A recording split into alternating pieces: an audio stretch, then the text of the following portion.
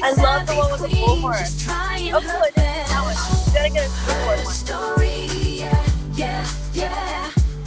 one. She's the one to console the ups and the downs, She keeps pushing forward. She won't let go. Wow, wow, wow, wow. Hear her story unfold. A homeless lady with a heart of gold. Through the darkest nights, she's holding on tight. She's a fighter, a survivor in this wild city life.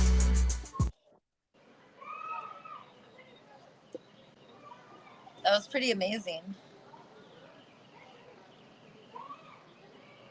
Yeah. All right. Welcome, everyone. This is DJ Electra Fry here with Daisy, the Venice healer. Daisy, woo! So good to see you. That was fun watching that intro. I feel pretty alive. Oh, good. I just made that real quick for you. We're going to get a better one, but that was just like for the first show. Mm-hmm. How's it going in Louisiana? Let's just give a moment for like our spines to decompress. I literally felt like myself get longer and taller. Whew. Yes, let's do that. Could we have like 2 seconds of silence and stretching?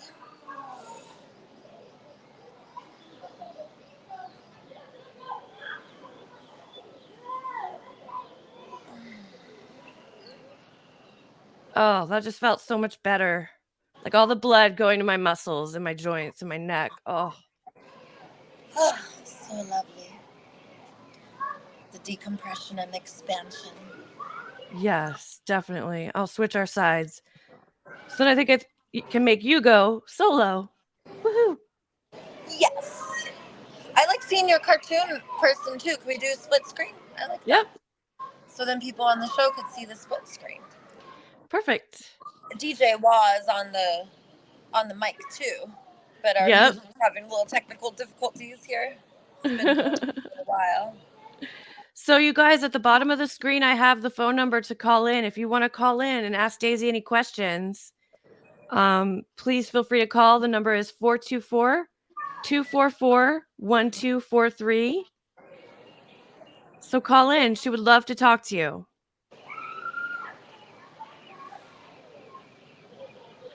And how was your flight last night on your trip? What's going on? How was that? I'm out of my comfort zone. Yes. I realized that I had an unconscious program, something like I swear to my essential self that I will not travel. And I think that's what made it so unpleasant. I was just really unhappy being in the airport and just going through customs, sneaking my pen through security. Good girl. Good job. It was a $14,000 fine. So I think we have a call already. So one sec. You keep talking, and I'm going to take this call and screen it, and then we'll get back to it, okay? Hold on one sec. You go. Yeah. Hello? Are we answering the call right press now? 1. To send a voicemail, press 2. Hello, caller. You're on the line. Hi, this is Chris and Debbie. Press 1. To send a voicemail, press 2. This is Chris in Venice. Chris and Debbie, how are you? Oh, Chris and Debbie. Hi. I talked to you before. What's up, Chris and Debbie? How you been doing? How are things with you? I'm not really able to hear you guys, but I remember you, Chris and Debbie. We've talked before, right? Oh, okay, yeah, I've talked to you before. How are you doing? I'm good. Is Debbie right there? Good. Yeah, hold on a second.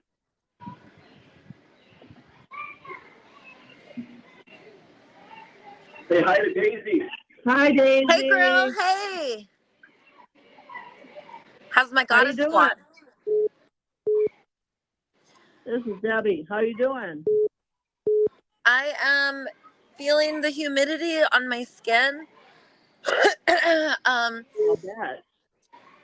I can feel like just wetness in the air in Louisiana. It's not California, and I Right, like right. the people here. Yeah. Well, How that's a about you? good How are you thing. You like thriving? where you're living. Well, we're living in Missouri, but we used to live in Milwaukee. And it was great getting away from the cold weather and going where it's warmer and safer. The people are okay. That's right. So the way we wanted to do this Oh, call was basically kind of like organic and free flow. But if you have any mhm. struggles that you want to bring to the table, you guys know that Yeah. I love communication and I love opening people's hearts. And I'm here to do like a group kind of coaching empathy call. So, are there any struggles that you want to share, or is there like a tender talk or like a Well, rift that keeps coming I've up been over working and with, over again? Maybe like the dishwasher or something like that, yeah, that I've you been want to bring working up with on the call. doctors right now. Yeah. What was that? I've got severe anemia right now, so I have anemia right now. So I've been going through headaches and itching and all kinds of problems. They finally figured out what it was, and time for a bone scan tomorrow and another blood test or Monday. All this fun stuff, It's struggling, but Yeah, you do what so you gotta I'm do. sensing You that gotta survive. the symptoms and having to deal with not having your health and vitality, that Right. has a huge impact and toll on your spirit, your everything, but that there's some relief Mhm. to knowing what it is. Is that true? That's true. Very true. When you find out, okay, maybe I'm not dying. Okay. Then I can probably handle it, Life is full of daily challenges, I think I heard. you know. Go ahead. What was that? Life is full of daily challenges. We've seen some of your shows. You've been through a lot of heck too, from a lot of people. But you still go on. You're still getting there. Hopefully your family can see that too. Your mom, that you're crying. Mm, I love you, Debbie, and I can feel that you I care love you about too, me honey. and that you love me too. I know you do, Well, I and think you're a good person. you hit my struggle You're just a beautiful right on the head girl. of the nail. What was that? The good part, the problem is you let the wrong people in sometimes. So that's where you get hurt. That part. That's some We can't wisdom, goddess. we can't save everybody, but we sure we can't save everybody, but we sure do try, right? That's right. Well, Uh, I learned that the part of us who wants to save, that's codependency, and mhm. that if we can shift that, because wanting to save is also kind of trying to fix. And in myself, I look at it like, if I'm trying to save someone or trying to fix someone or trying to save or trying to like help them when they're not asking for it, I'm not loving them as they are. Right, And I found that people don't really want to hear from me what I offer. They don't want to hear like, "Hey, here's what I offer. Here, do this." It feels like unsolicited advice, and a lot right, of people will immediately close down and their bodies will constrict and they will not be available, get defensive. They don't want to hear it because it feels like someone's speaking right, for us when they give us advice. So I found, instead of going to people and saying, "Hey, here's what I offer," I try to go to people and just say, "Hey, how can I support you?" And whenever I come with unsolicited right, advice or here's what I offer, I'm always shut down really quick. And then I always remember and I laugh and I'll try to say something like, "Oh, now I remember not to do that. That's something I'm working with. How can I support you?" Um, mhm. because trying to like Well, help people or you're a fix really good people. person for trying and doing. As long Well, as here's you what don't I get do. stressed out. I don't, here's the shift. If I could offer a reframe. Um, I Mhm. like what you said. I like what you said. It's wisdom. Like, don't try to fix people. So the way I work with that is I'll Right, shift it. Like, I'm not trying to fix them.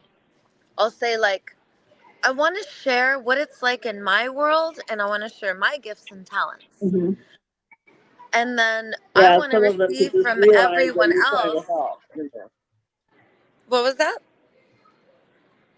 You're doing everything you can to try to help someone, but like you don't want, like you said, you don't want to push them away by being too aggressive. You know, but it's just so hard today. With drugs being as rampant as they are everywhere, and a lot of people now on that fentanyl and crap, you worry about people because like the streets are not as safe as they were maybe in the 70s, 80s, you know. And people just, I don't know, You we just value got to get right somehow and start helping more. you value You know, safety, they should put more.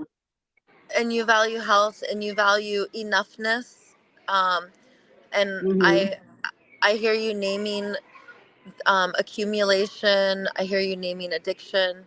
I hear you naming that the progression from 1970s till Hmm. now. I can hear you naming the progression, and there is a lot to mourn. And I Right. like that it's being said, because that's the first part, is to cry buckets of tears and mourn, so we can be truthful, and then really creative and conscious, and work with what's happening and make it really positive and wonderful. What do you think the solution is? Hmm. Well, I What do you see you think? do a lot of good work. You try to help people. You're doing a lot to help, and it's like the police don't seem to really not like you. I think they care about you more because they know that you do care about these people, and you're trying to help. You know, but I don't know. You're right. There's a You lot of have to start people doing outreach. who do and don't like us. You know. Hmm. You need your own outreach. And You know, what, what was that? you need your own outreach program. They come to you because you have an open door type of thing. You're more open with these people, and I think that would help a lot. 'Cause we have people here who have issues too, and we try to help them as much as you can. You know, I met this I really like sad what's girl being. this other day. I met this really sweet little girl. She's 28 years old, and she's dying because she drank so much and did so many drugs that now all of her organs are damaged. She's got cancer, and she's not going to be around long. And I thought, 28 years of age is way too young to die. You know, it's like, where was her family? You know, it's sad. Hey, goddess. I'm gonna interrupt you to see because this is supposed to be like a show. So you're supposed to be Hmm. telling me your struggles, and I'm supposed to be helping you connect with the language of the heart, which is body Ah. sensations, feelings, and needs. And I really enjoy this Hmm. conversation, but could you and I talk on the phone later? And if you don't want to do the show, could we let someone else call in? Yeah. It's like I'm doing pretty good because I'm a pretty strong person. I've never been involved in drugs and stuff, and worked for over 35 years. And now I'm just kind of settling down, trying to take care of this anemia problem, and You're I'll be going fine. to. You know, but And you're going to. And I yeah, want you to have the same mindset for the 28-year-old who's suffering and struggling, and who you see as in a right, terrible position. I want you to see her just as you're seeing yourself, and I want you to send more power and more inspiration and more vitality and more health to both of you, because really it's all in our head. And wave function collapse right, is the art of observing a field of subatomic particles. They do what we say according to our unconscious hmm, mind. So just see yourself as healthy and filled with vitality. I try to look at everything I eat as like, what is the fuel I'm giving myself? Do I have refined sugars? Am I making my body alkaline or acidic?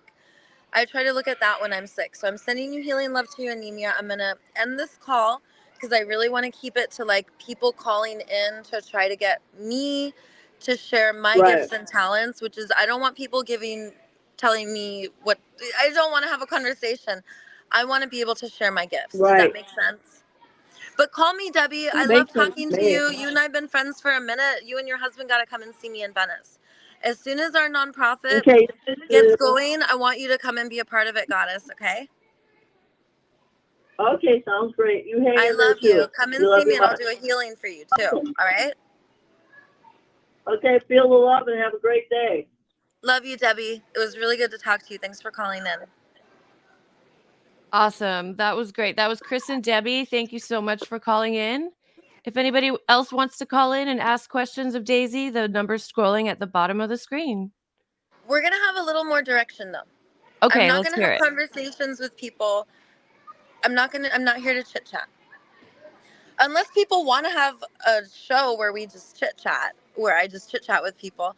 But what I really want this to be about, because right now, no one's taking me seriously, and I don't like that. I need more people to take me seriously. Okay, well, we have So another caller right now, so one let me of get them my, on the line. well, hold on a sec. I'm talking about Call from in general. Luigi.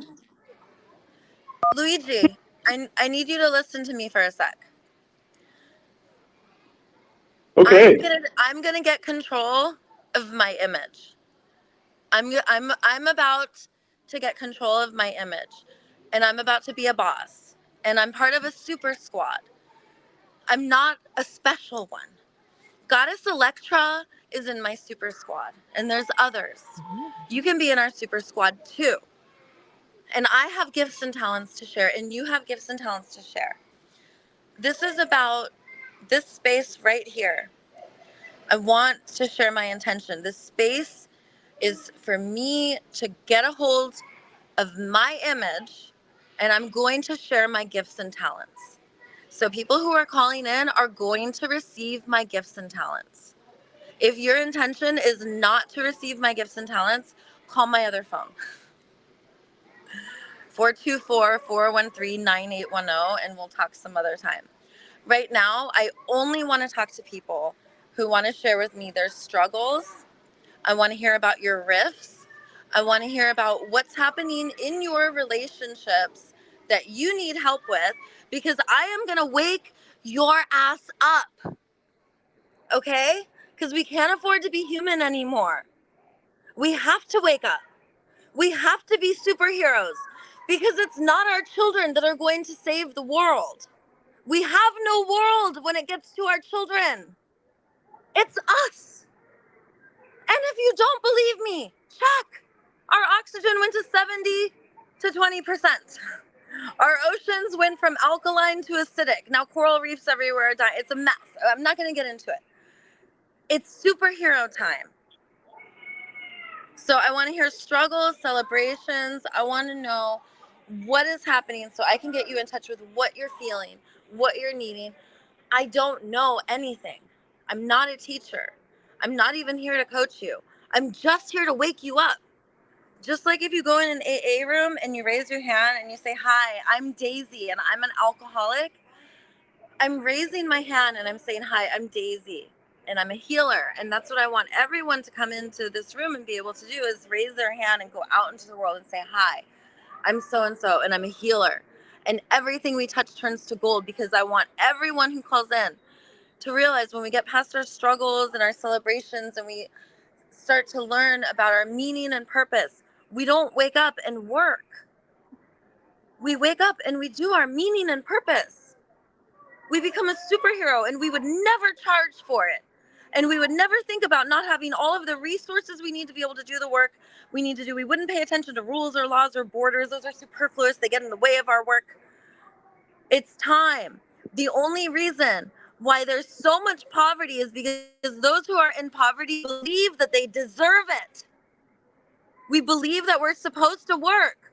Market economy is not our friend. So we're going to make market economy our friend. Our friend. I'm not saying get rid of market economy. Market economy can still hang out. It could be all about extravagance, trinkets, treasures, treasure hunting, games, performers. But for regular folk, for basic needs, and that includes entertainment, and going to look at these people who are in market economy, that's free. I'm here to help us, to wake us up. I'm not Daisy the Venice healer, because if it was Iron Man alone, when they killed him in Endgame, Avengers would be done. I'm the super squad. Help me help us. So I want to hear struggles and celebrations, and tell me all your shit. Open your closet. Go. Luigi, right? Okay. Yes. Well, And by the way, that wasn't directed I at me. That was definitely want. universe. Oh no, I understand. I understand, and I want to accept your gifts and your talents. But I have probably something that I'd like to relate to you as far as struggles. I feel like I am just constantly struggling to achieve a higher plane of existence, and I never can. And my goal is to seek out an interdependent tribe of co-regulating nervous systems in the world, but I feel like there is no one out there who understands what I want and is willing to join in this interdependent tribe of co-regulating nervous systems with me. What do you think? Yes, that's right. Because that's the energy that we're raised in. We're raised in obedience, separation, and scarcity. That's right. So right now that's where you are, and that's your energy, and that's your mindset. So what we do is we tweak it. We neuro-linguistically program it. And then instead of you being in a space where you feel all alone and you do not feel seen or understood, or like you're around people where all of you guys make sense and are joined with shared purpose and a vision of the change that you want to embody in the world, you want these nervous systems to be with you in a tribe, and you want to attract it. And you're noticing that it takes a minute. So that uncomfortableness, the neural pathways in our brain, it takes like 72 hours for them to come together, but they're really social. We are really social. We seek to connect. We're always trying to connect. Same with the neural pathways. They're like, and in 72 hours they connect. So that feeling of like, oh, I want, that's your seeking circuit. And that's like glutamate saying like, go get it, go get it, go get it. And then when you start to get it and you start to feel your tribe, you're going to feel a little dopamine, like, oh, that feels so nice. So if you visualize it and you feel the experience before you get it, and then you start to visualize, and then you could go into your prefrontal cortex, the space in your brain where the future doesn't yet exist, and then you roll your eyes back and you milk your pituitary gland, which is in the center of your brain, and milk it and literally visualize this beautiful little being dripping juicifying dimethyltryptamine. And then you juicify the dimethyltryptamine in the prefrontal cortex of the brain. And as you roll your eyes back, you pull your tongue from the top of your mouth, you curl it at the top of the mouth, or you can put it in the lower cavity of the jaw and breathe. Rolling your eyes back, you pull your lower jaw down so you could feel your bronchial tube expand. Now you squeeze your genitals and anus tight. Engage your root tip, draw your belly up and in. And when you curl your tongue, it's called the Muchi breath. And when you roll your eyes back and curl your tongue, you're relaxing everything, drawing energy in, you're opening the channels. And these energy centers, or you could call them chakras, but I don't like mysticism. I like European science shit. So I say energy centers, they get closed down. So open them and then start to visualize it so you can manifest it, because it's our energy that creates matter. It's not the other way around. Everyone's trying to create everything out here, trying to change everything out there, but it's in here. So what you're feeling, and you're like, oh, I want to attract it. I feel lonely. Like, oh, I want more efficacy. I want like more of what I want to be predictable and happen. And let me tell you, awakening is a lonely mess. I spent 2 years, almost like a year and a half, in Vipassana all by myself, looking for my tribe. I went to Venice in 2020, in June 2020, almost 4 years ago, still completely isolated, alone. And the only people I could relate to was the homeless people and the super addicted. These people are in the fourth dimension. They're about to awaken compared to the people in the third dimension who are still doing the rat race. So when we're taken out of our nature, which is tribe, co-regulating nervous systems, like we're supposed to wake up and go to the watering hole and hang out, and then go to the like food area and like graze because there's food forests. Or now in this day and age, high tech heaven on earth, friends who love to gather the food have already done it. And we don't got to pay people for this. So the reason why we're suffering and separated is because we're stuck in a world of coercive giving. And it emerges since we're a baby, because in this world, we kind of like We let our kids cry. We want them to figure it out on their own. Like, this is not the way. We're meant to be together every step of the way. And then babies and kids are meant to be with us in tribe, watching us, sleeping with sleeping together, co-regulating, doing the work together. Kids are meant to learn by doing, not going and sitting at a desk. Even like the way that we sit in the position. So, and our shoes, the way that we walk, we're not walking toe heel, so our feet get deformed. So waking up is going to be like really crappy at first, because there's 4 stages of awakening. You're still with me, right, Luigi? Oh, yes, I'm sorry. I was on mute. Luigi, okay, good. You're still with me, right? You want me to pause? You want to ask anything? Because I'm about to go into the 4 stages of awakening, because I think that you're in No, like the... Okay, so there's 4 stages of awakening. good. You're all alone, the second and third stages. First stage, you're unconsciously unconscious. You're asleep. You don't know that you're swimming in love. You think that you're in muck, but you're in love. Second stage of awakening. You know that it's mucky, but you don't know what it is. So it's like, this is when you're consciously unconscious. So you know something's up. So this is like when the alcoholics first get sober and all of a sudden they can't hang out with their old friends. Like when we first start to awaken, our relationships fall away. We get fired from jobs. We get evicted. Like stuff starts to fall away. The third stage of awakening, you're still pretty alone. And you're suffering even more than when you're in the first stage, because you're like, when you first wake up, you're lonely. It sucks. You're lonely for a long ass time. So get used to being with yourself. Listen to a lot of meditation and stuff that makes you feel good, because that's your reparenting voice that you're programming. So the third stage, you're consciously conscious. So what sucks about being in the second stage is you know you're messed up and you watch yourself mess up and you don't know what you're doing or what's wrong. You just keep doing it. But at least you're waking up. The third stage, when you're consciously conscious, now you have a peer group. Maybe like you found a nonviolent communication group and you share with your peers and you know about like your body sensations, your feelings and needs. Maybe you don't have NVC. Maybe it's yoga or Alcoholics Anonymous or Tony Robbins or some Joe Dispenza, some other thing, right? So now you have friends and peer groups and teachers and masters, but you don't have your tribe yet. So in this stage, when you're consciously conscious, you have peer groups. And I think this is where you're at. Is that right, Luigi? I think you're consciously conscious, like right before integration period. And That's fair to say, yeah. Yeah, integration period is after you're consciously conscious.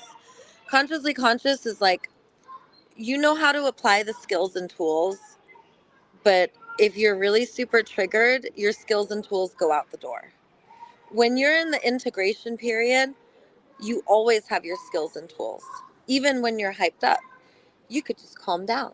And if you can't calm down, you could ask for a break. And you have tons of options. And when you make a mistake, you love yourself and you could be honest, admit you made a mistake, mourn it, integrate that which you wish you would have done by going back and doing the hindsight. Then you can create foresight with positive reframing.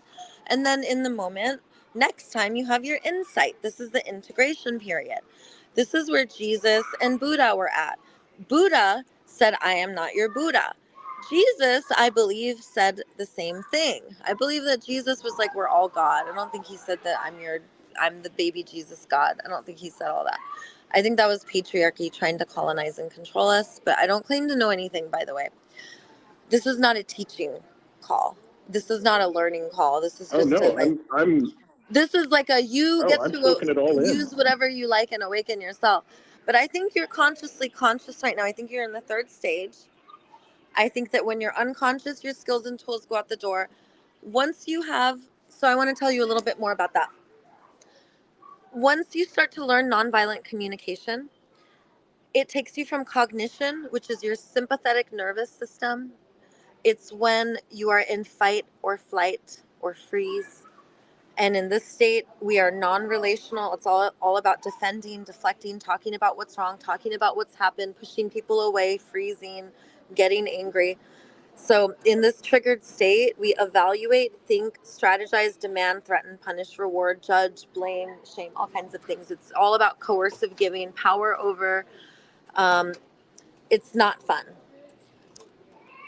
The language of the heart takes the brain. This is the part I wanted to share with you, Luigi. The language of the heart, it takes the brain 3 to 5 years to rewire your brain to learn it.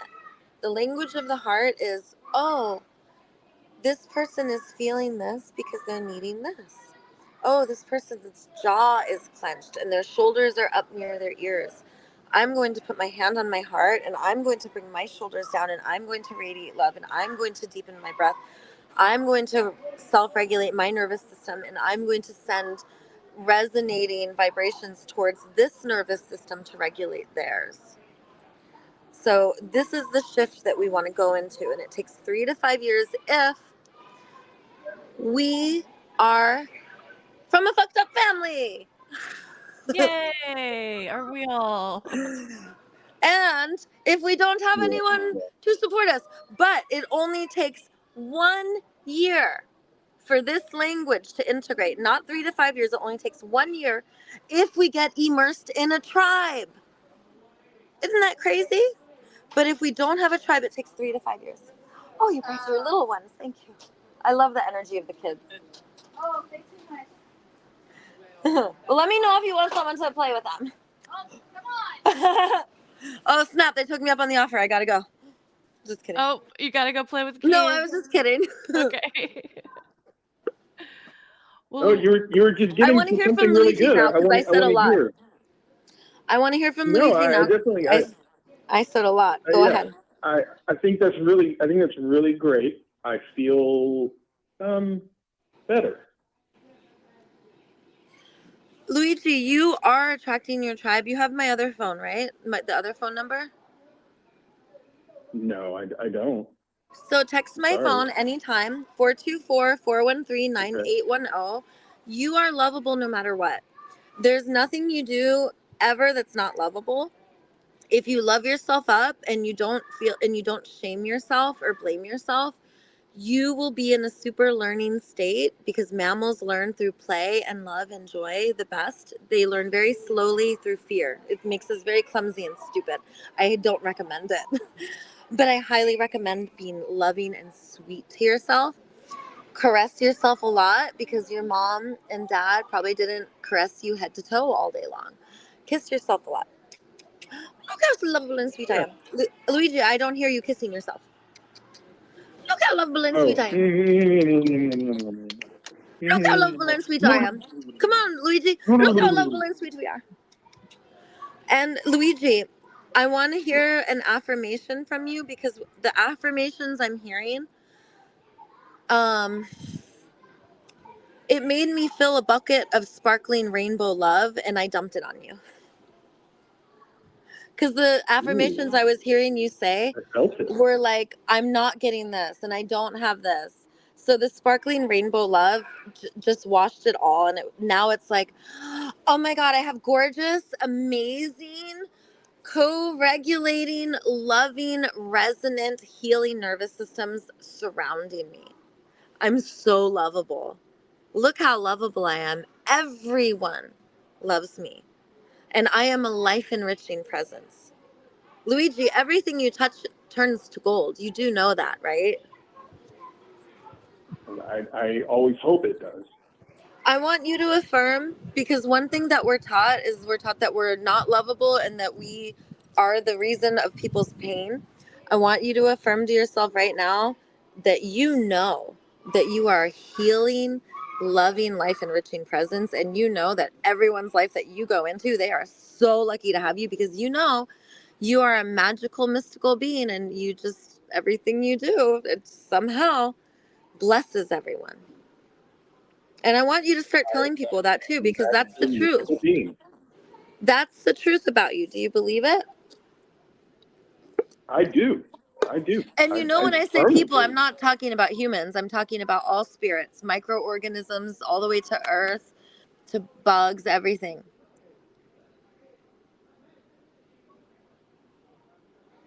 I definitely believe it. Well, at least now I do. Oops, we lost Daisy's connection. She'll be back. But I think what I heard her saying, Luigi, was that you're a healing, loving, life-enriching presence. Can you say that? That's what I took from it. Wait, I'm sorry, can you say it one more time? You're a healing, loving, light-enriching presence. I'm a healing, loving, light-enriching presence. Yes. Perfect. Yes. When she comes back though, yeah, I did have back. one. I have one follow-up question. Mm-hmm.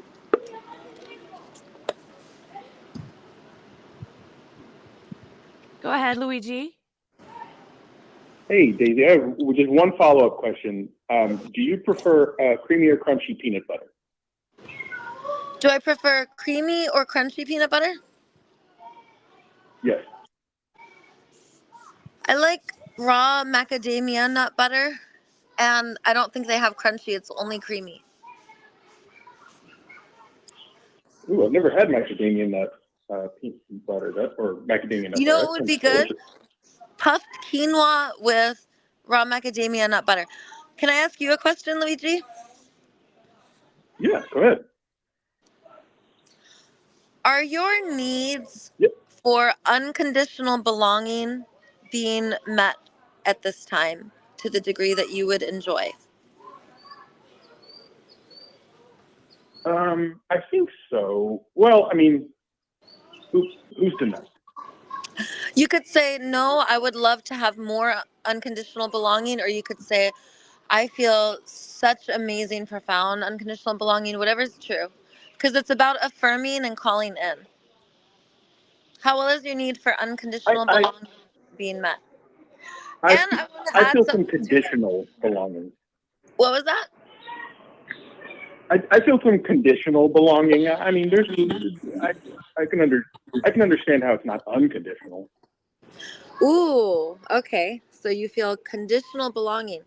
Would it feel sweeter for it to be unconditional belonging? Well, absolutely. What if you were wired to thrive with unconditional belonging? Would you believe that's true, or do you not believe that's true?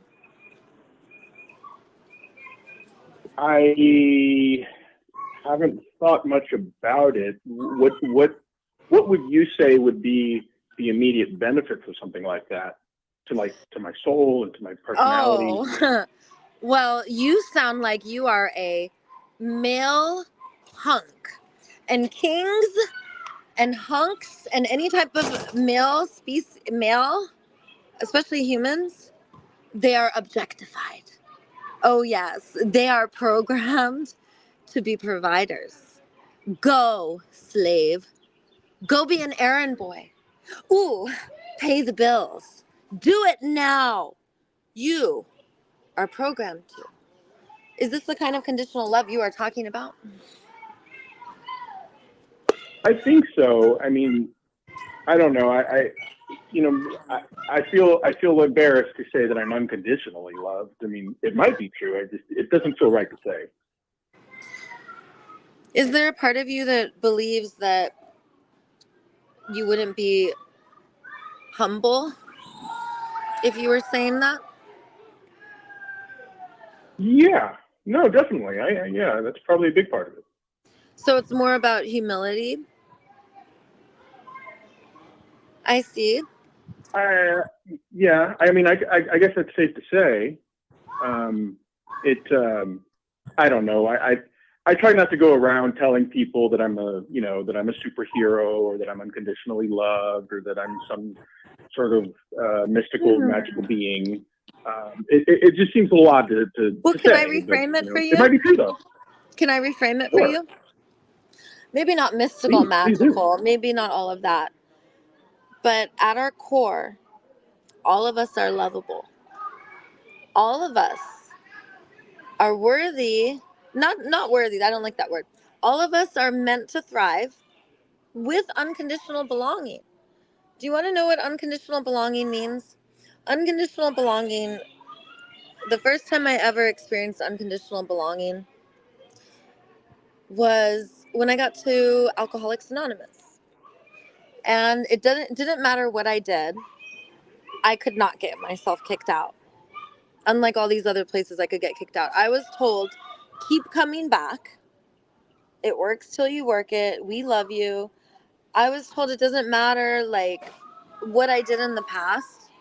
I'm lovable no matter what. Like that's unconditional belonging to me. We kind of live in a not kind of. Some people describe our culture as cancel culture. So kicking out, telling people they don't belong, breaking up with somebody, or becoming estranged from somebody because they're not living up to social norms or whatever it is. Unconditional belonging, it means like in Alcoholics Anonymous, they would never turn you away. They will always love you and be there for you. You could always call people there for help. Someone will be there to help you. Venice Beach, I experienced unconditional belonging there. There's not many I have a bunch of other relationships where I have unconditional belonging. Some relationships I have conditional belonging, and I know which ones those are. And I wonder if that's how it is in your world also, if you also experience unconditional belonging and have some relationships with conditional belonging, or would you please elaborate on what is true for you if that's not it?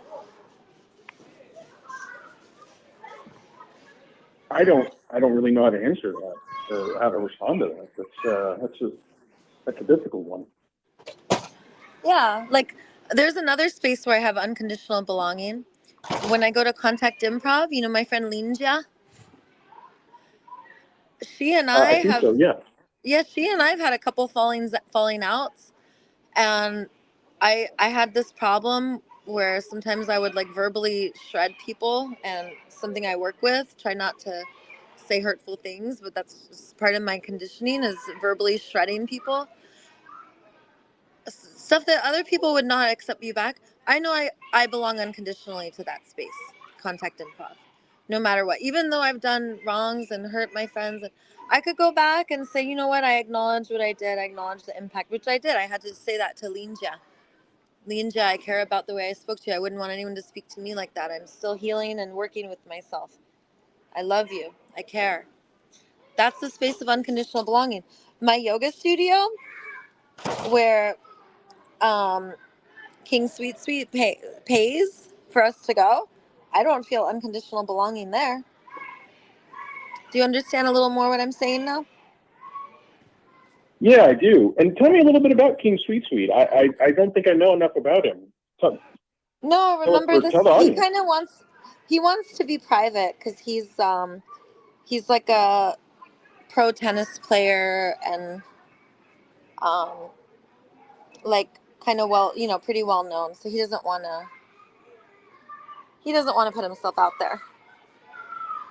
Daisy, Well, can you does he tell make you us how you feel about him? And yeah, like Luigi said, does he make you happy? Oh yes, very happy, and we are really great together.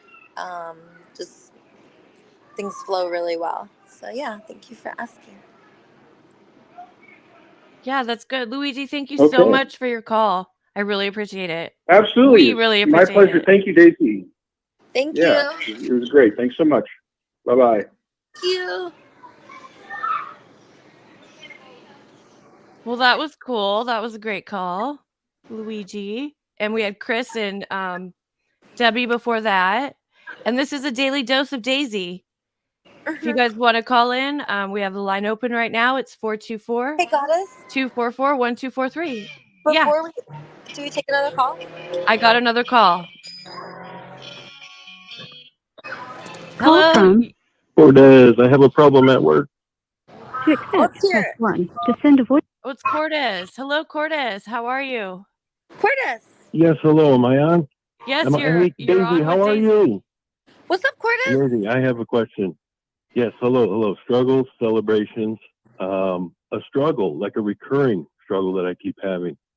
And I'm trying to figure out, is it on my end or is it on maybe some coworkers? But I work with these really old guys. I'm tragically trapped in the market economy, trying to miracle myself out of it by any means necessary. But they keep, there's one guy, he keeps giving me like the attaboy pat on the shoulder. You know what I mean? It's like a touch, a transfer of energy. And every time they do that, the sphincter does clench up. And I notice when I relax it, it's like it feels better. It goes away.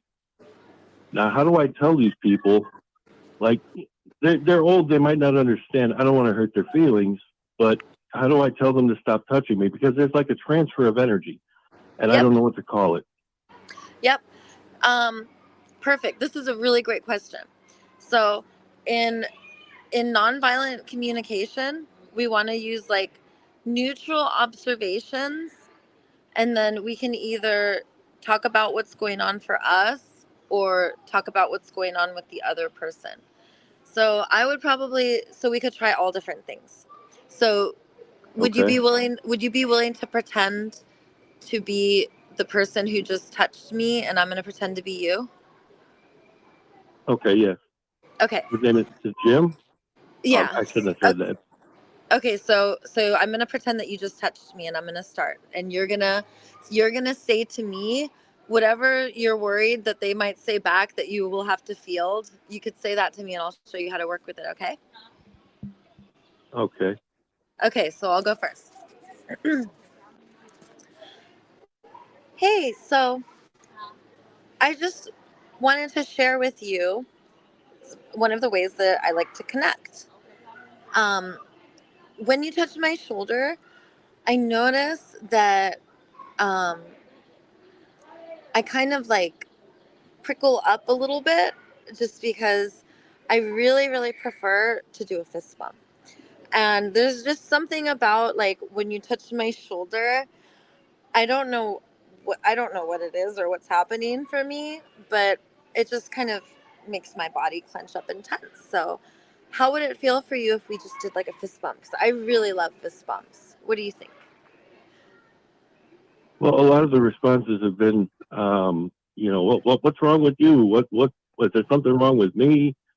And then everybody, I don't know, Well, from like the so COVID, the they think I'm first, scared of COVID or something.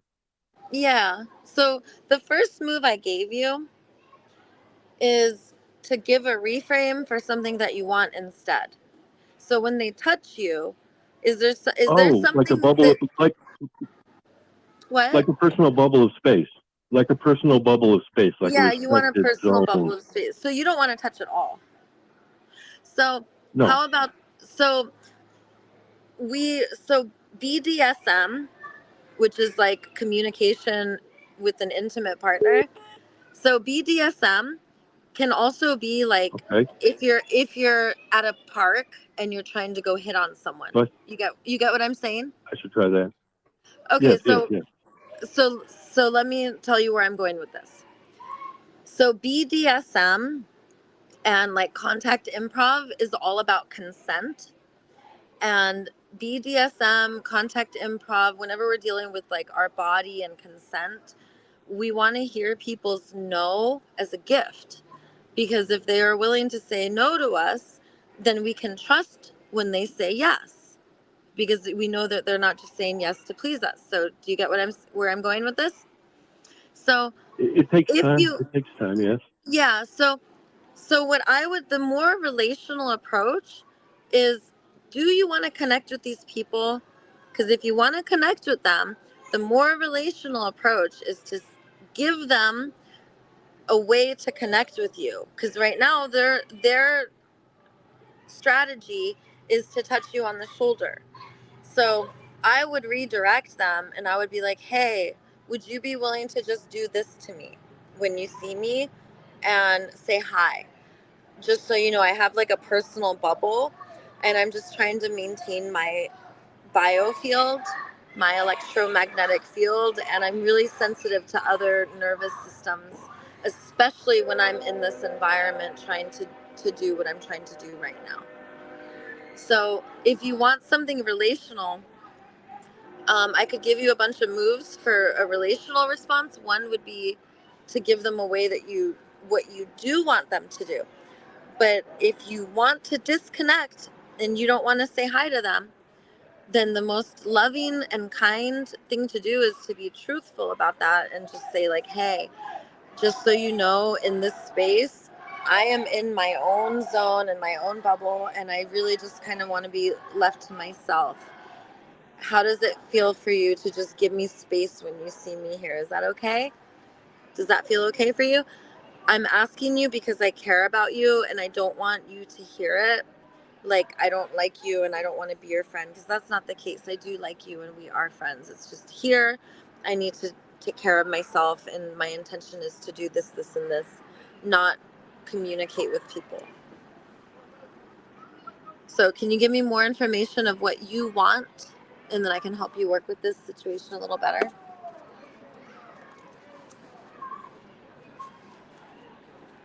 Alternative thing for him to do instead of patting me on the shoulder.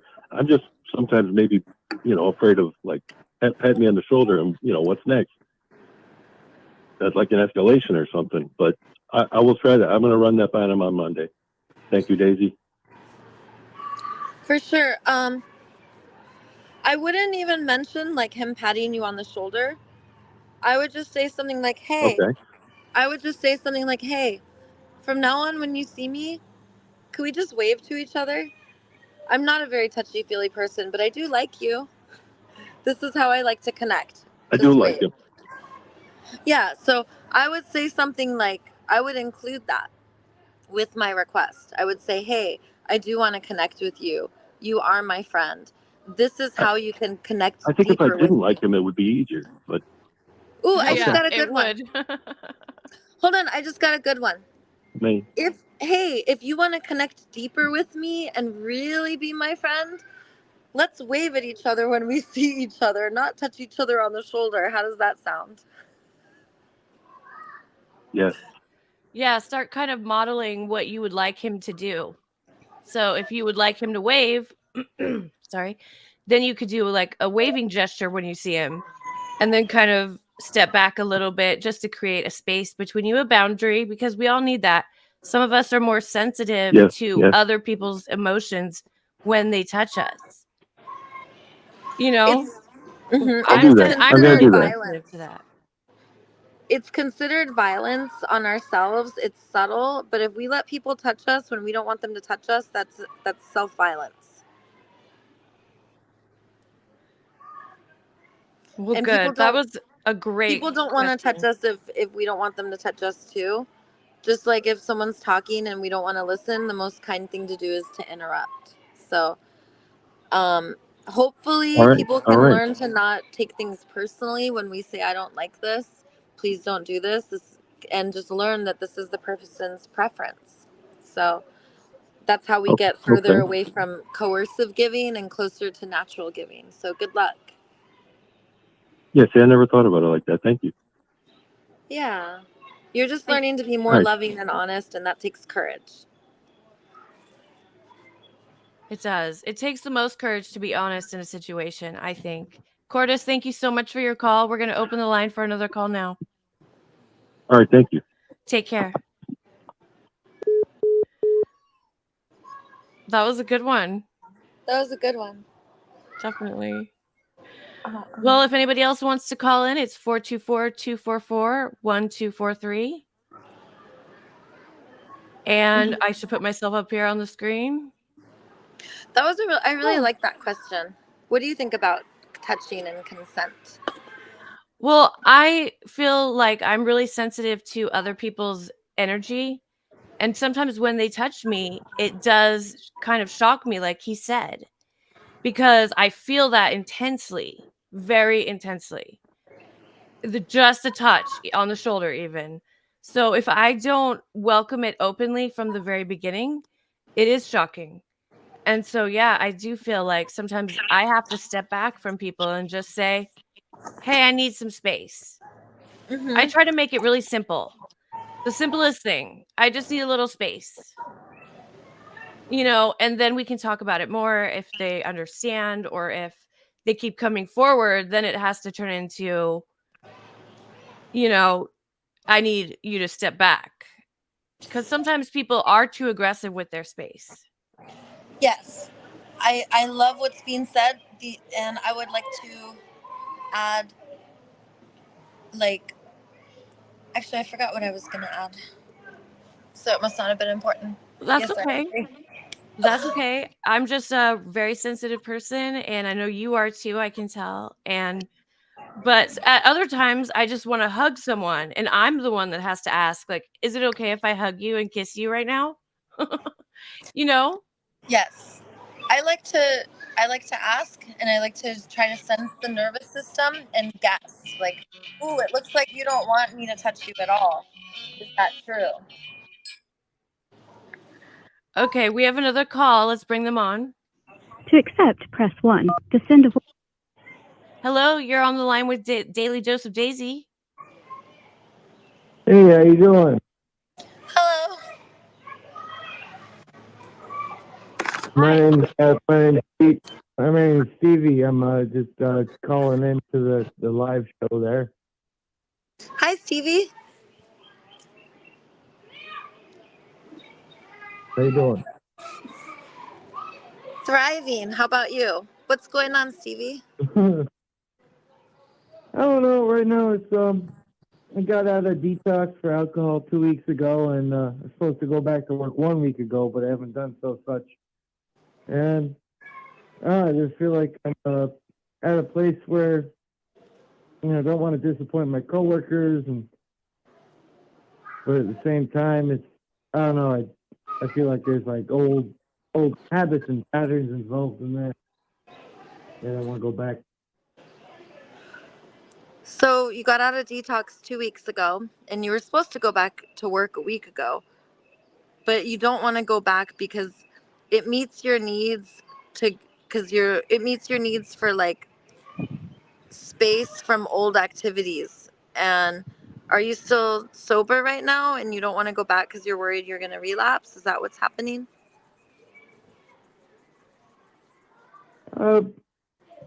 No, I already have relapsed, and that's part of why I didn't go back to work in the first place.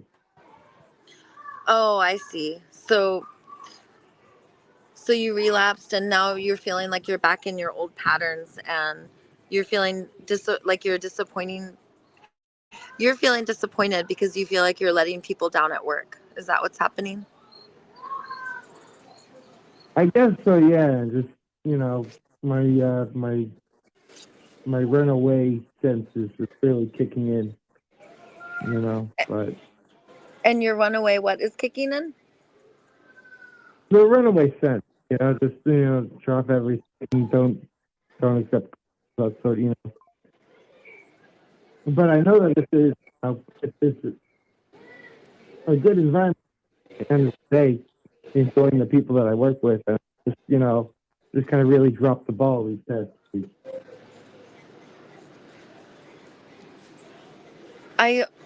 Could you say that again? Because I want to make sure I heard you. I like the people that I work with, and I know that I really dropped the ball.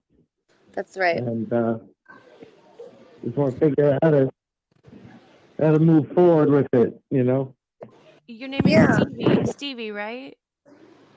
Yeah, that's right. Stevie's saying that he has been off work and he needs to go back to work, but he's kind of prolonging that absence from work because he's scared to go back. Because when you take time off work to take care of yourself, a lot of times people do feel resentful because they might have had to pick up your work or do what you were supposed to be there to do.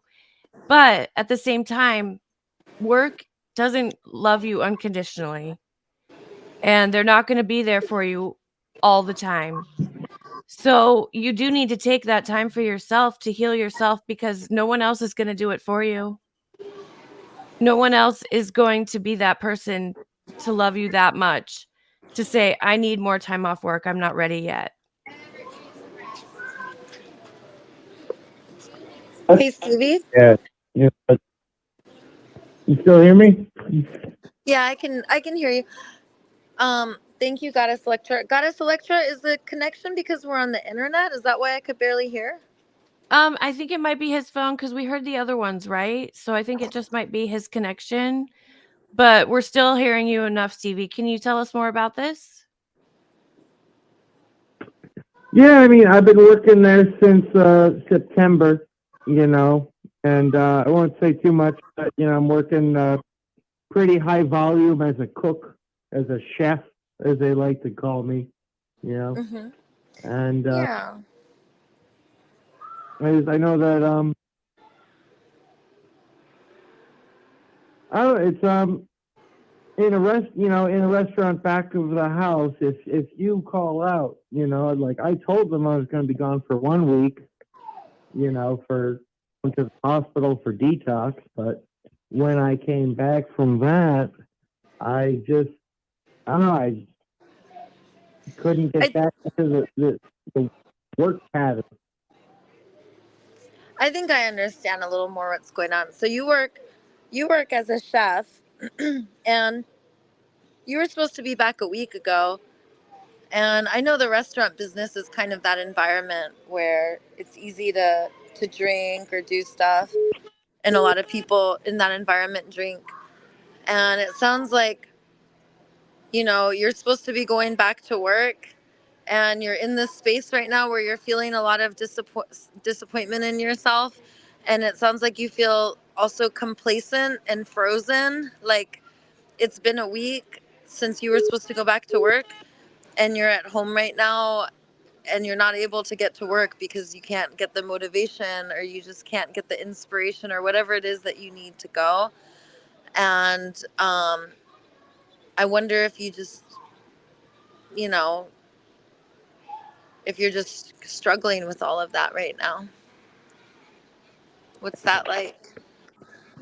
Well, the funny thing is, it's without spilling too many beans, I work at a college dining hall, and there's only 1 week left. So even if I go back to work, that's only 4 days of work, and I think, I was going to volunteer to work during the summer, but at this point, I think it's better to find a lower stress or lower volume kind of position, and just really work on my, I'm not going to call it sobriety, but just kind of getting a saddle on the wild horse that is my addictive personality. I know a lot about addiction, right? I Did mean, you know I had that? a hunch. As do I. Yeah. So, you know that I talk a lot about fellowships too, and how, like, fellowships, you know how to stay sober? You know about AA, like you stay sober by doing the 12th step, and you go and give the spiritual awakening you got to other people. You know about that, right? Yeah, they had the 12 steps up there on the wall. Could you Detox. so it doesn't got to be 12 steps of AA. You could do yoga studio. You could do like Joe Dispenza, neuro linguistic programming. You could do hypnotherapy. There's all different things, that somatic experiencing. There's all different things you could do to find your spiritual awakening. Do you, do you believe that a spiritual awakening is necessary in order for you to get sober? Well,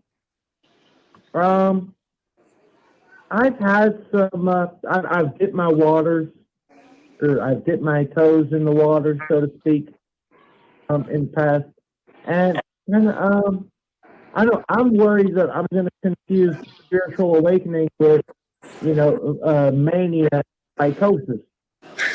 The way that a Kundalini Let me awakening ask can you, go I awry. didn't ask you what you were worried about. I asked you if, if, if you believe you could get sober without a spiritual awakening. Do you believe that you need a spiritual awakening to get sober? Yes or no? Or do you think you could get sober without any spiritual awakening? I guess not. When you put it like See, that, that's yes the or first no. step. That's the first step right there. You have to believe. You have to believe not only that you have to have a spiritual awakening, you have to believe it's possible. Actually, the first step is believing that you are powerless over alcohol, and Yeah, I don't like that one. you can get the spiritual awakening later.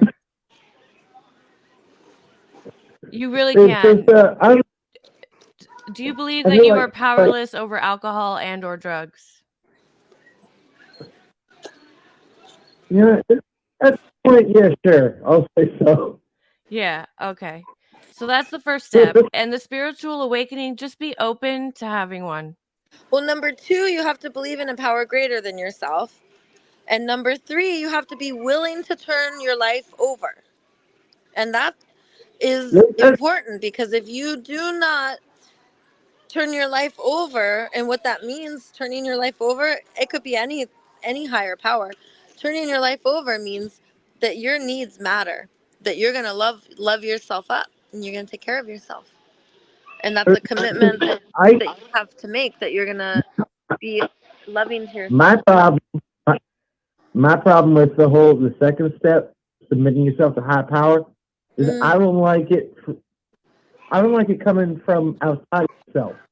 I believe it should come from inside yourself, and that's why I've, had a problem with submitting to the Alcoholics Anonymous method. I don't like the idea make it of inside something yourself. That's okay. I agree with that. Stevie, who puts the sun up in the morning? Do you? Do you make the sun rise and sunset? Okay, so do you believe that there's a power outside of you that makes the sun rise and the sunset? I guess, all right, when you put it that way. So it doesn't have to be this all higher God being that people speak of. It can just be the power outside of you that makes things happen, like the sunrise and the sunset. And believe, that's beautiful. I like that. Yeah. I like that, because I know Electra's good, isn't she? I told you my super squad's good. I didn't like the Christian undertones of Alcoholics Anonymous. Right. I agree. I felt the same exact way. I was like all science based. You're putting in a very different way that geez, I'm holding a beer right now, sipping it while I'm having a conversation with you. I won't lie. That's the first thing, is being honest with it, and that's okay. So you're drinking right now. So how do you feel about that? Yeah, like,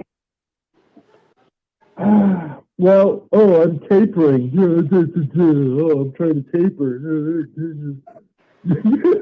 Yep, that's the easiest way to rationalize it to ourselves. But didn't you go to detox? Didn't you already go through that hard part the first time?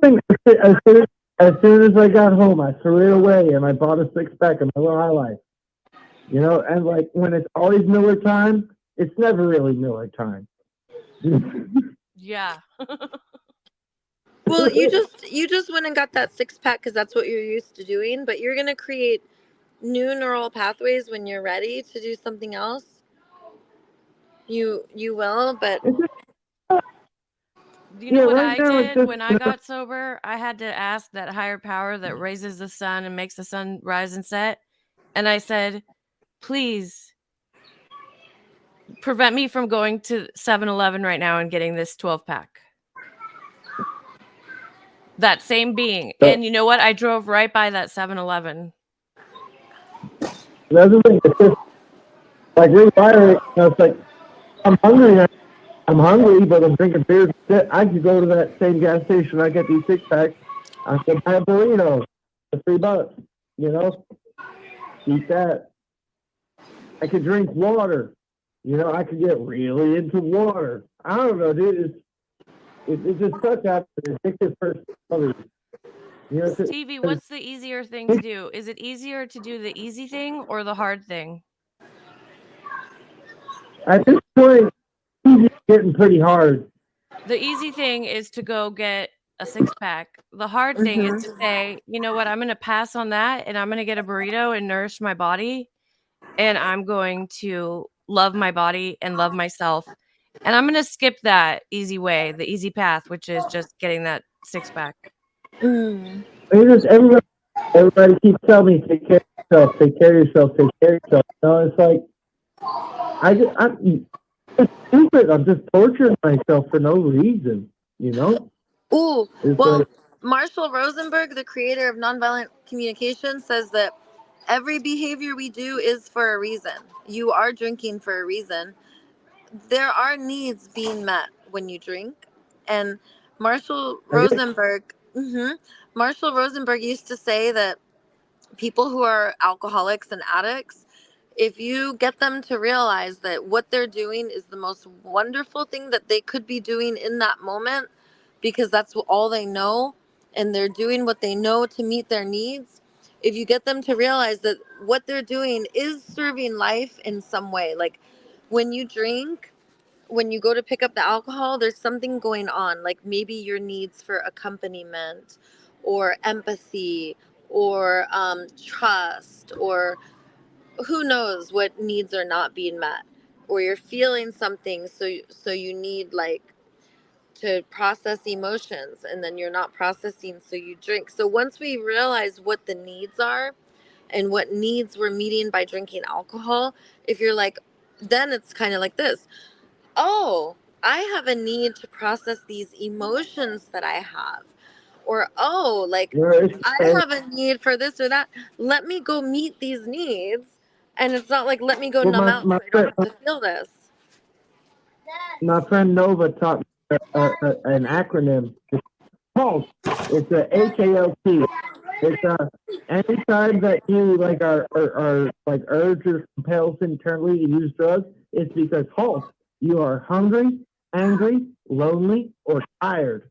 Yep. HALT. Yes, that is a good one. Yeah. Or you Yep. can just say halt and let me think about what emotion I'm really feeling right now. A lot of times, us addicts, we don't know what emotion we're even feeling. And just saying halt and checking those 4 things, and then checking what emotion am I feeling? Where is this really coming from? Not just the surface, but the deep, deep emotion that you're feeling. What is making you scared? Why And are I you wish. scared to address that? And why are you drinking to bypass that fear?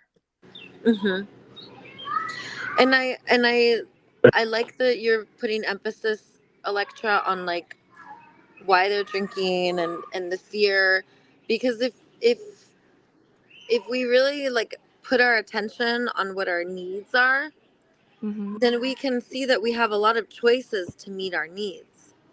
Mm-hmm. That's right. There's not just one. There's many choices. That's a It's really like good point. I don't want to be a total nerd. Just like imagine yourself like a sim, and your sim is angry, and you're no longer in the green. You're like your little like jewel on top of your head is red now, and it's like, what am I missing?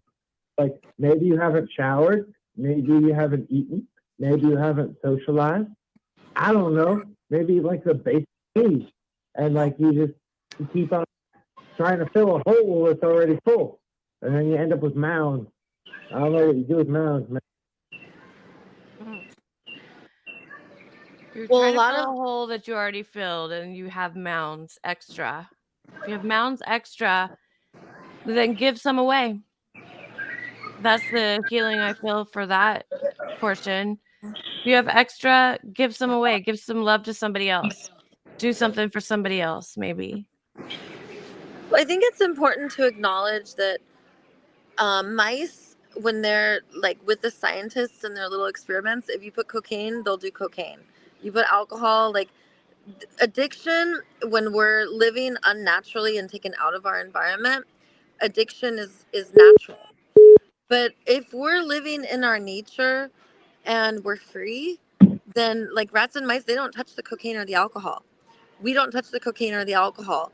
If we're in a tribe, interdependent, with fellowships, experiencing unconditional belonging, feeling like we make sense, are seen, known, understood, like many of our basic needs, even biodiversification, a watering hole, like oxygen in our air. Our oxygen's down to 20%. That probably makes us stupid too. Like our basic universal needs are not being met. So if we first become aware, like, oh, I'm not thriving the way that I'm meant to. I'm having a healthy reaction to traumatic stimulus in the world.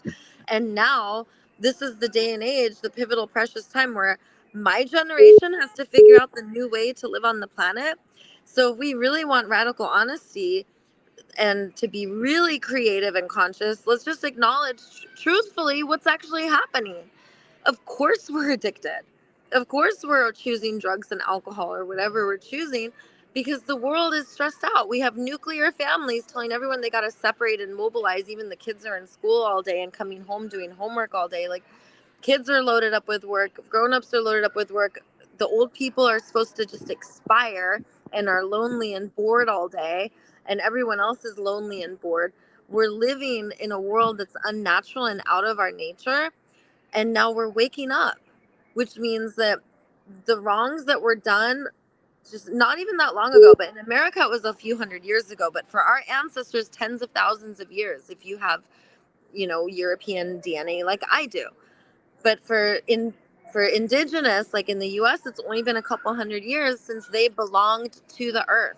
And the shift is when you own, now you have to control and you become territorial and you immediately shift into your sympathetic nervous system because now you're keeping tabs and you're labeling and you're categorizing and you're othering and this is patriarchy. This is domination. This is colonization. Our nature is resonating, co-regulating nervous systems in a tribe that's part of an ecosystem that's symbiotic with the planet, that's part of the whole, that's co-creating together, that evolved together, that synergistically benefits by just being. You don't, like our way of being hurts the planet and we're suffering because we're having a healthy reaction to being out of balance. So your addiction is healthy because and right now, by the way, you're in the 4th stage of awakening, because for you it's do or die. You don't get to go back to the 3rd stage.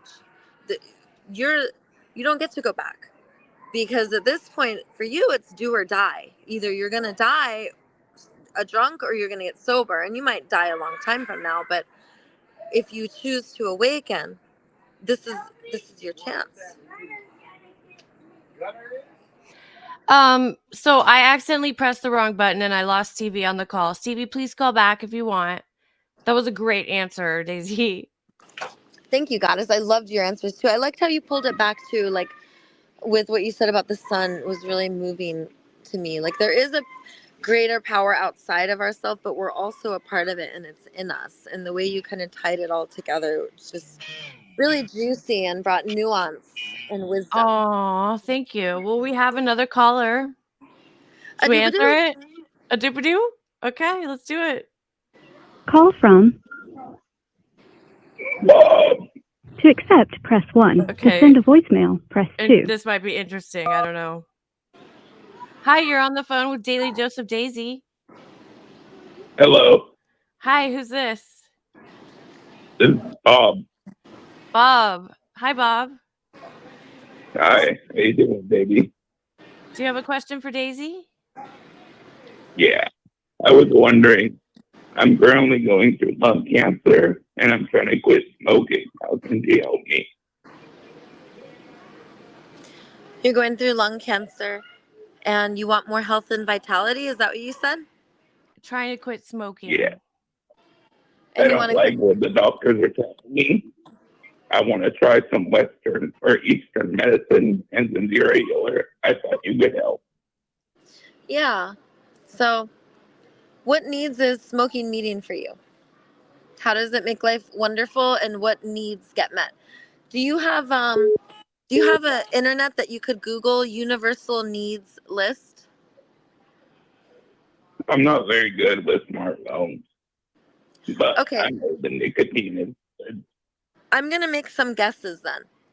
When you smoke cigarettes, does it meet your need for relaxation, reprieve, connection to self? Yes. Yes. Does it meet your need for soothing? Yes. Yeah, and It burns my throat. what was that? It burns my throat. Yeah, it burns your throat. So when you smoke, it helps to meet a need for, like, satisfaction. You feel satisfaction after you smoke. Is that true? Yes. I want you to pay attention to how you feel. And I want you to, right now with your imagination, you could close your eyes if you want. I want you to feel what it's like the good feelings about smoking. Like Okay. imagine yourself taking an inhale on the cigarette and feel the smoke filling your lungs. And then when you exhale your breath, feel like the smoke coming out. And then maybe take another inhale and just like as if you were smoking, like feel like all of the dopamine and serotonin, all of the chemicals that come out of your brain and how you like it. And I want you to just Okay. notice, I want you to just close your eyes. I want you to feel inside your body, and I want you to just notice how when you think about smoking, how your body does like it. And I want you to see that you are getting pleasure and you are getting your needs met, that it's not all bad. Do you see that? Yes, I do. To work on Okay. breath work. Yeah. So I want you to just notice how your intention is to give your body pleasure. Your intention is to care for your body. Is that true? In a certain way. I know it's not Yes, healthy, but just could you see how you're caring for I yourself do by want to giving live. yourself satisfaction and pleasure? Yeah. So Yes, I I would like to live. we're going to get there. First, I want you to just Thank you. appreciate. First, I want you just to appreciate, and I want you to love up, like really love up the part of you that smokes.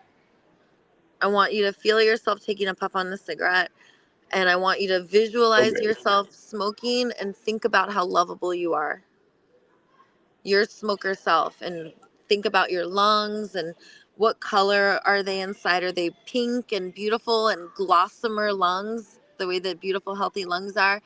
Can you see any little bits of tar that are brown or black?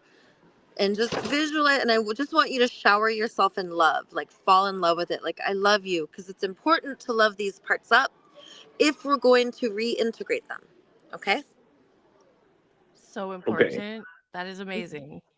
So love it up, love it Thank up. you. And this is just a shadow part that you're loving up. Could you feel that this is a shadow part of who you used to be when you would smoke? And could you like Yeah, it's not separate this good. self?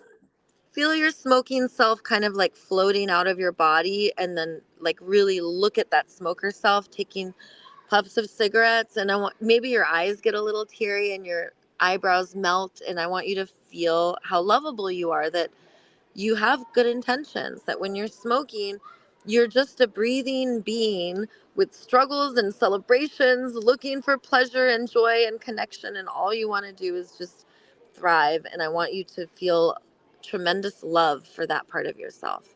Just love your smoker self. Do you feel that? Yeah, I And do. Thank tell you. me what it's like. It feels great. Maybe I can quit and find my love for myself.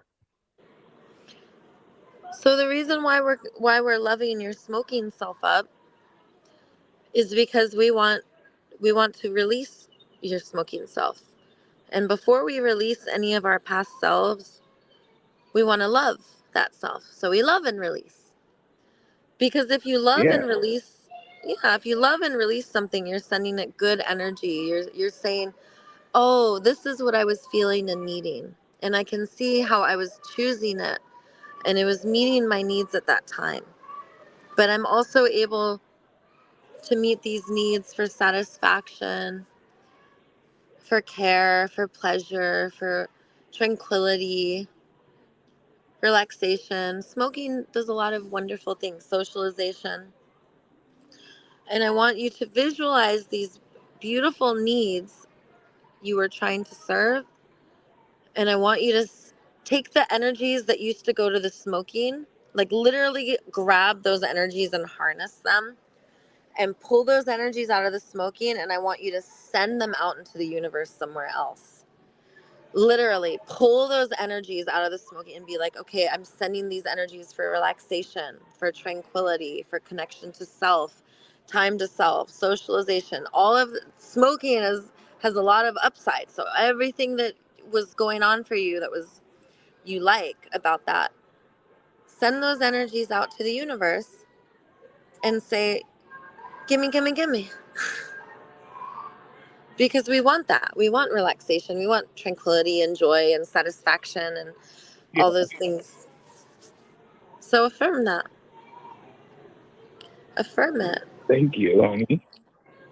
And now let me I see ask what you're you, saying. what's happening to your smoker self now that you affirm it? Like, where did your smoker self go? Or are they dissolving? And is there like another self appearing? And what is that self like? What do their lungs look like? How do they feel? Does this other self take deeper breaths and have more stamina and energy and life force? What's it like? Yeah. I see a future of vitality and long life. And to love and release it, don't hate it.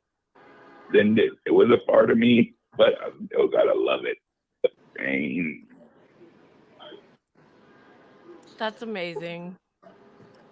I want to ask, what gift are you going to give yourself? Because if you take away smoking, then what gift will you give yourself? When I stopped doing drugs and alcohol, I gave, and by the way, I used to smoke too. I used to smoke packs of cigarettes a day.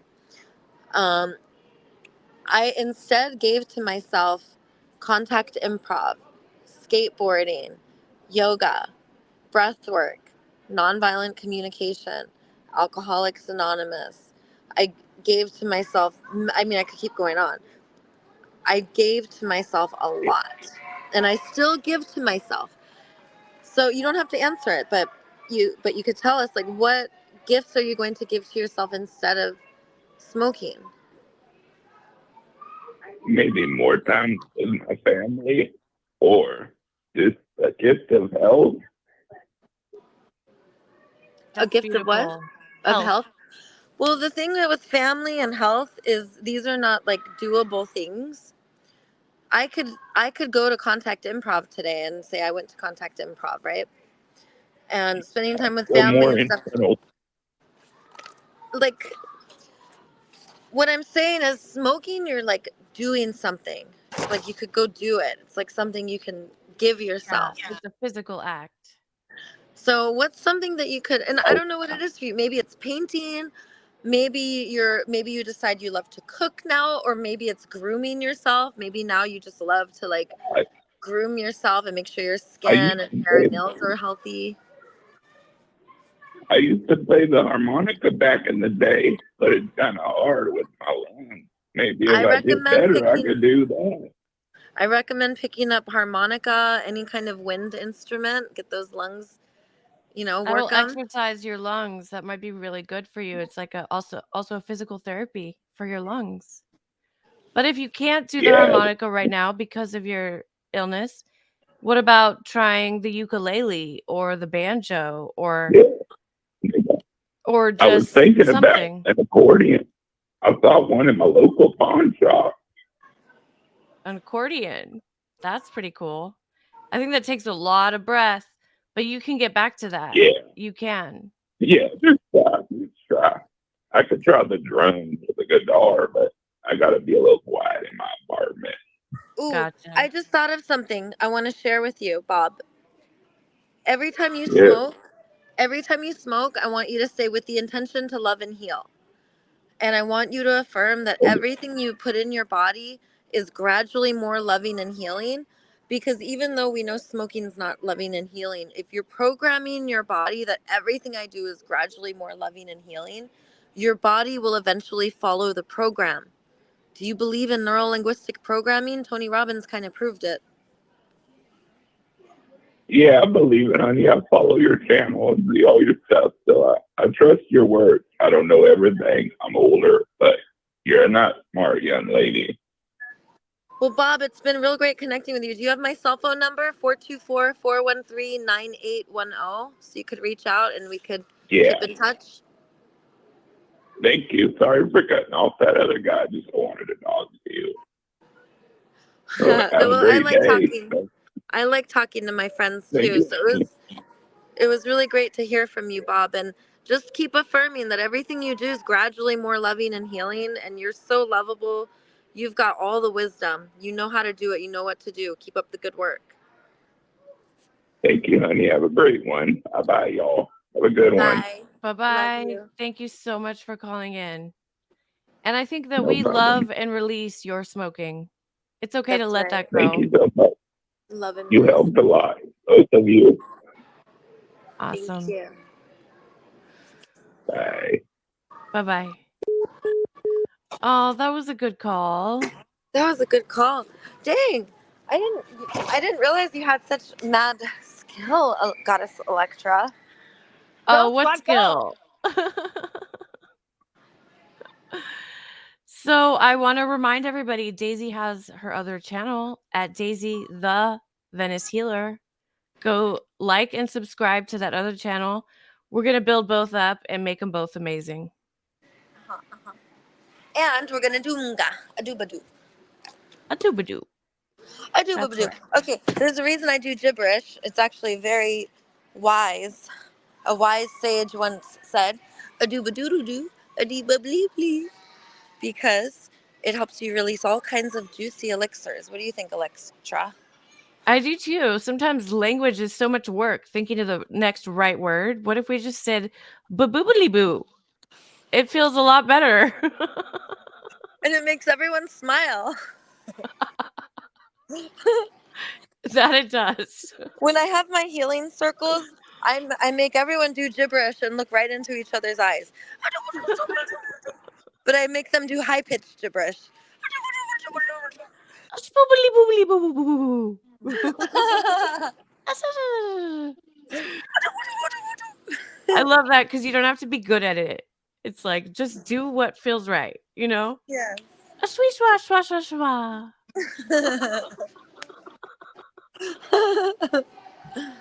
I love it.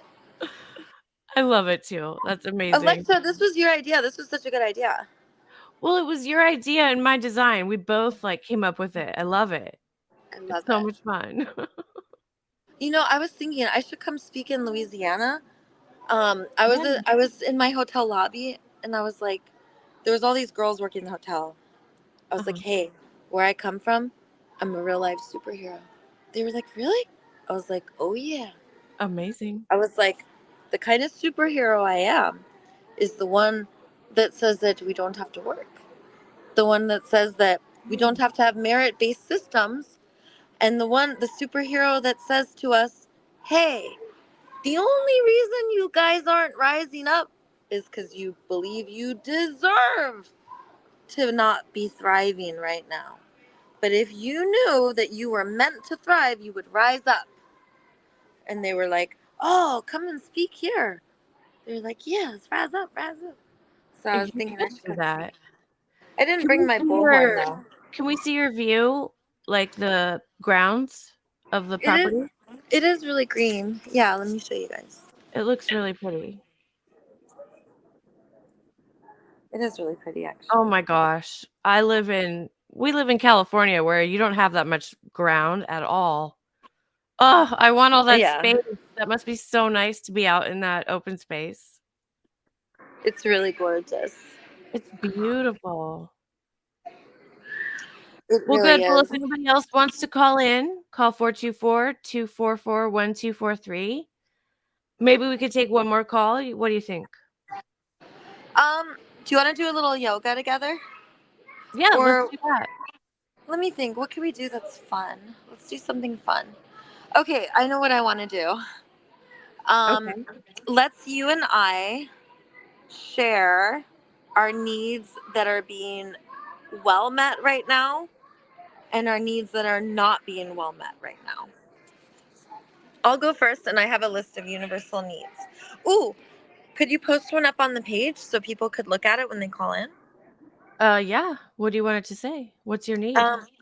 So Google universal needs list. What is this? Ooh, it's a little bug. Sorry, a bug flew on me and I know that bug's just another me. Universal needs met. Is that the name of the website? Oh no, universal needs list and then pull up Oh, the images and it'll have like a vocabulary list. okay. Ooh. And then so this is a good place where we can share from and then once we got our needs, we could talk about our feelings and our body sensations.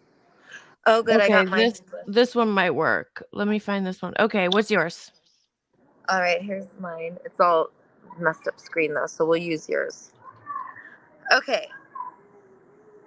So my needs are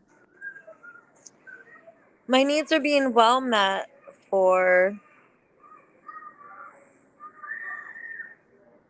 Go ahead, just keep talking. I'm pulling it up as you talk. Okay. Yeah, I'm going through the list right now. Clean air and water, fluid, water, fuel, food, health, movement, rest, sleep, shelter. I could use more touch. My back feels like it wants to be walked on. So I want more touch. My needs for wellness, self-protection, these are all being well met. Community, companionship, friendship, interdependence, being well met. Needs for, let's see. I would like more love, more family. I would like more transcendence together. And also, I have a need for more more accompaniment, specifically with women. It's raining men in my world forever, and I just want to be surrounded by women right now. Fair enough. I love that one. It's true. It's true. Men are just so easy to attract, and good female friends are sometimes harder to keep. Mm-hmm. At least for me. My goddess squad is coming together now, though. I'm so glad, like, you and I connected, and I met Diana through my YouTube channel, too. She's, like, one of my best friends. And, yeah, like, pretty much all my really close girlfriends I met through my channel. Well, there you go. I did not get a good image. Let me try this one more time. So I just went through the list myself. Yeah. And the reason I like doing it, it feels good for me just to acknowledge, like, is it like consistency, dependability, predictability, stability, reliability? Like, these needs are being well met. And then sometimes I'll get to one, I'm like, ooh, I want more of that. So just to be able to call in, like, I want more being seen. I want more efficacy in my actions. I want more, whatever it is I'm longing for. It feels really beautiful to acknowledge it and affirm it into the world with a witnessing presence. So that's what it felt like when you were witnessing me, and I would love to do the same for you. Yeah, definitely. What needs of mine? Let's see. Right now, my needs of self-love are not being met fully. I have to say, I have a very loud critic that says everything I'm doing is bad, everything I'm doing is negative, and nobody likes me. And that's just, I know that's not real. It's just what my negative self-critic says. What do I do? That means that other people were saying those mean things to you before, and now that voice stuck in there. I know how that feels. Is that what it's like? Yes. I feel very protective, goddess. Like, I wish I could time travel. In fact, I am time traveling to all the moments when all those, whatever those, like, blaming, shaming, like, um, like disgust or whatever voices. Mm-hmm. I visualize myself accompanying you in all those moments, so that whenever those voices come toward you, I have my arm around your shoulder. I'm like, no, she's the most lovable queen in the world. How does it feel? Aw. How does That it feels feel so much receiving you? better having you by me to stand up for me and be like, those people aren't right. Or I even love just that. accompanying you, like, because sometimes just being alone when it happens, but if we have someone standing there, like, and everyone can feel their presence, like, oh, you mess with the bean, you get the whole burrito. 100%. Aw. So good. So you are loving where you're at right now. I can tell you seem pretty comfortable there now. It took a minute, but you seem really We didn't go comfortable through there. your we didn't go through your needs yet. I am comfortable. Because we were talking about the inner critic voice. Mm-hmm. I had a really shaming, blaming childhood, and I had a really harsh inner critic voice. So I could Yeah. relate.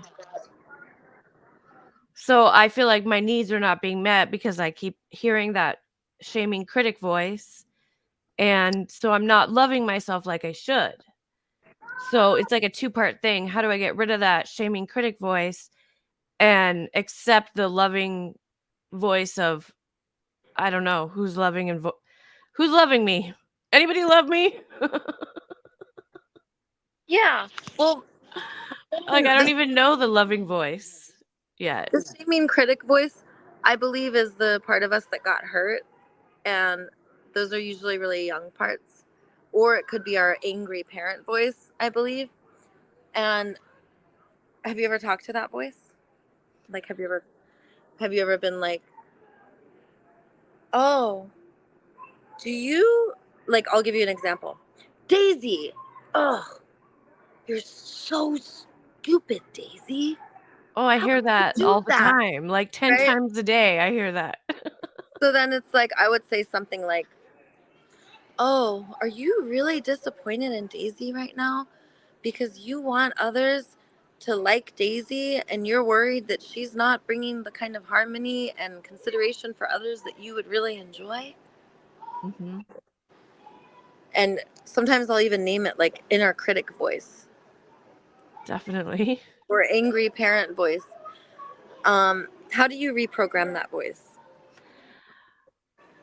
Usually what I do is I'll write it. Like I have to write a story about it and kind of get it all on paper and then just sort of in my mind tear up that paper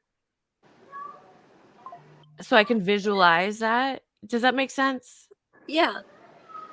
Yeah. So process it, get it out on paper, and then tear it up Yeah. energetically, dissolve it. Yeah.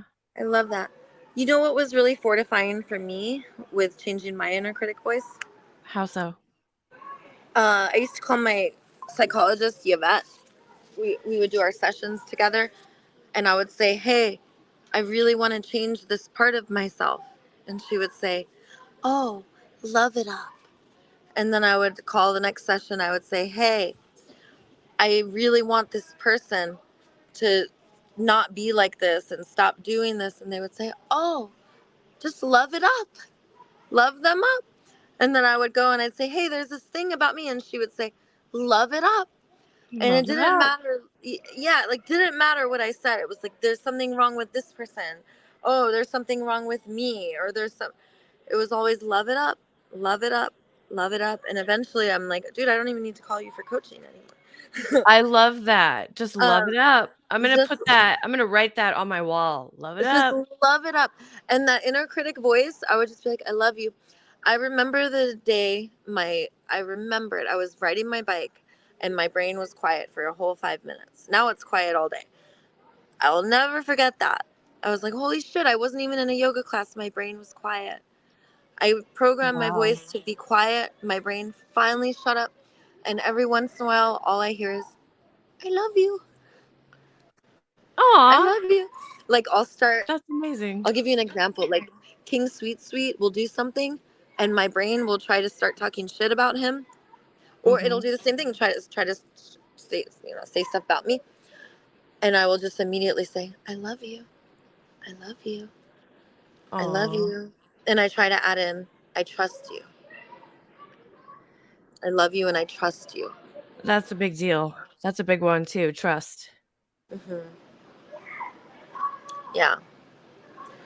And like King Sweet Sweet and I don't fight at all.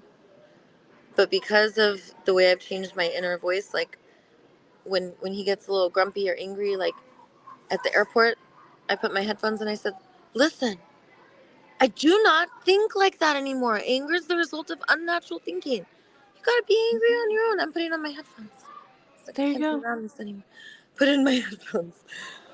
Um, I so love it's like, that.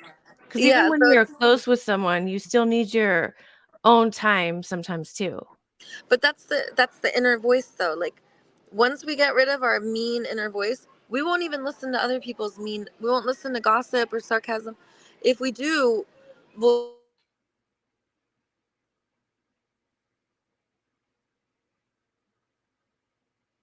Uh-oh.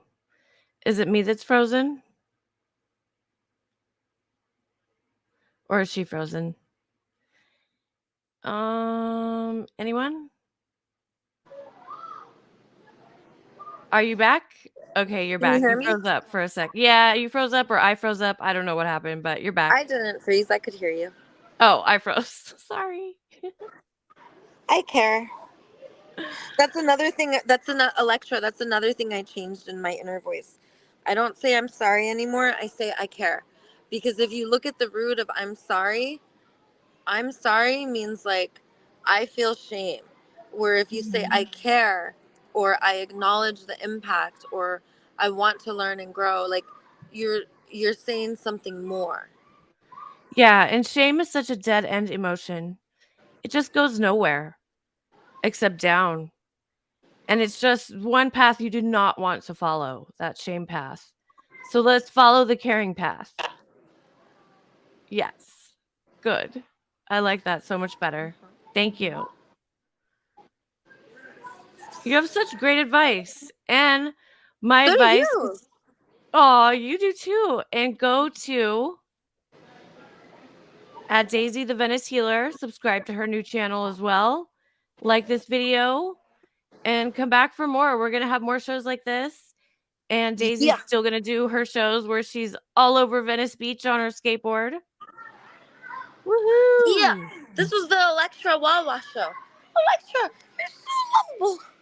Wawa, you're so lovable. You're so amazing and gorgeous inside and out. Come to You're Venice so... and hang out with me, goddess. I know, we have to hang out soon. I'm close by, Me, you, so and Diana we'll will hang do a out. show together. That would be fun. Definitely. Yeah, we can have more guests on these shows. We can do so much, so we have plans. That part. That part. I All affirm. right. I love it. Are we good to go? Are we going to do this again? Let's love and release and do it again tomorrow. All right. We love and release you. Love and release you.